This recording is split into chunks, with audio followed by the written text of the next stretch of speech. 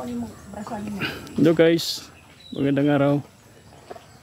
Ito guys, nakikita nyo guys itong puno na yan, yung may niyog na ano itatanim. So kita yung puno na yan guys, puno ng ano to guys, langka.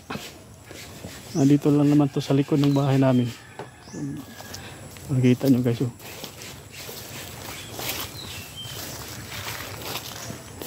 Kaso nga lang yung mga bunga niya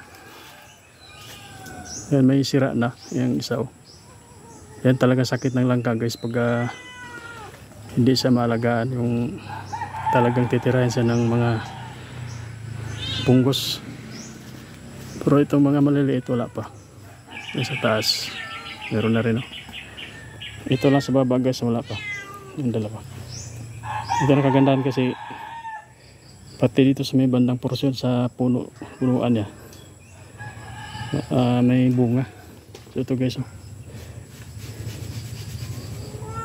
Kaya papalakihin na lang namin yan para malay natin hindi siya ano ng punggos.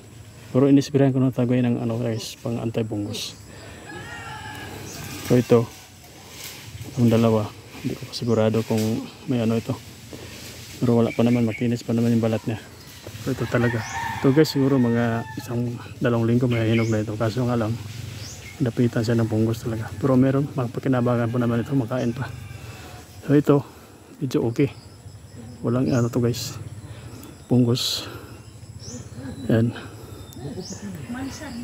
So ito guys, ito ang sinasabi ko kanina, puno ng langka. Ito. So guys, kung gusto niyo video ko, paki-subscribe, paki-like, paki-share, paki-pindot ang notification bell para update kayo sa susunod kong video. Maraming salamat guys.